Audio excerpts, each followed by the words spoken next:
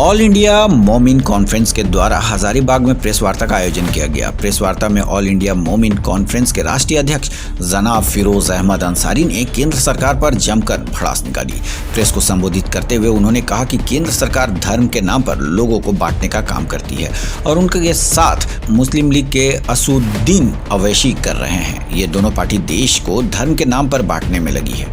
हमारी party all India मोमिन conference देश धर्म के नाम पर ना बांटे, इसके सेकुलरिज्म को एक करने में लगी है। किसानों के मुद्दे पर उन्होंने कहा कि किसान आंदोलन एक सेकुलर मूवमेंट है, वह अपने हक के लिए लड़ रहे हैं। सरकार को उन्हें बांटने का काम नहीं करना चाहिए। साथ ही बुनकरों की मसले पर भी उन्होंने कहा कि बुनकर किसानों के बाद दूसरे नंबर पर आते हैं, उनकी समस्याओं को भी सरकार को सुनना चाहिए। खबर 365 न्यूज के लिए हजारीबाग से वसीम के साथ आरिफ खान की रिपोर्ट। कॉन्फ्रेंस जो है ये एक बहुत बड़ी जमात पूरे हिंदुस्तान के अंदर हर स्टेट और डिस्ट्रिक्ट के अंदर है और ख़ास तौर से ये कोई नया नहीं, 100 ईयर्स ओल्ड आज़ादी से पहले है।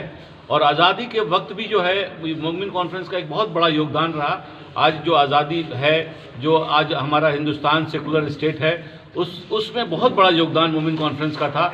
मोमिन कॉन्फ्रेंस एक बड़ी जमात थी, अंसारियों की 60% आबादी हिंदुस्तान में मुसलमानों में है। इन लोगों ने मिलकर करके ये डिसाइड किया और उस वक्त आज़ादी के वक्त में मुस्लिम लीग, टू नेशन थ्योरी और जिना का खुल करके विरोध किया और उस वक्त उनको हराया।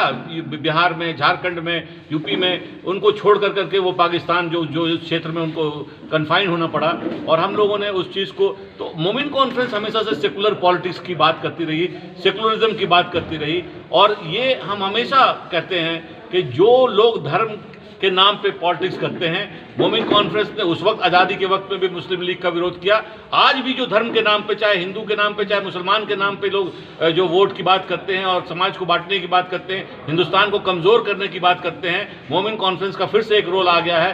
चूँकि जिन्ना की जगह आप ओवैसी ले लिए हैं, हम लोग खुल करके ऐसे मुसलमान और हिंदू की जो पॉलिटिक्स करते हैं, चाहे RSS हो, BJP हो या ओवैसी हो, उनका हम लोग विरोध करते हैं। पोलराइजेशन की पॉलिटिक्स हिंदुस्तान के लिए बिल्कुल ठीक नहीं है, उनके डेवलपमेंट में उससे नुकसान होगा। अब सब मिल कर करके हम हिंदुस्तान को एक मजबूत हिंदुस्तान, पूरे वर्ल्ड में one of the most powerful country बनाना चाहते हैं हम लोग। उसके लिए सबको मिलकर रहना है, सबको मिलजुल के काम करना है। पोलराइजेशन और पॉलिटिक्स की बात, इसी संदर्भ में हम चूँकि सेकुलरिज्म को फिर से मजबूत करने की बात करने के लिए पूरे झारखंड में और अपने बरादरी जो हमारे बुनकर हैं, जो बहुत पिछड़े हैं, बहुत OBC में हैं, OBC से भी आप राजेंद्र सच्चर के कमेटी की रिपोर्ट देखिए, वो कहते हैं मुसलमानों में जो है, मुसलमानों की हालत दलित से ही बदतर है। जैसे रंगनाथ मिश्रा कमीशन का रिपोर्ट है, मैं खुद उसमें अपीयर हुआ और हमने आर्ग्यू किया थी, उसने बात उन्होंने लिखा है अपने रिपोर्ट में भी।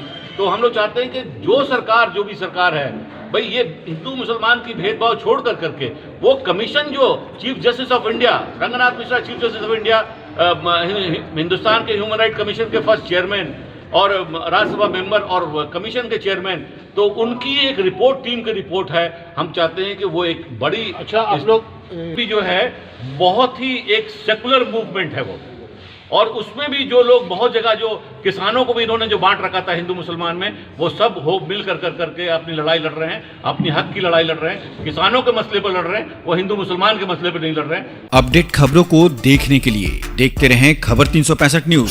साथ ही लाइक, शेयर और सब्सक्राइब करना ना भूलें।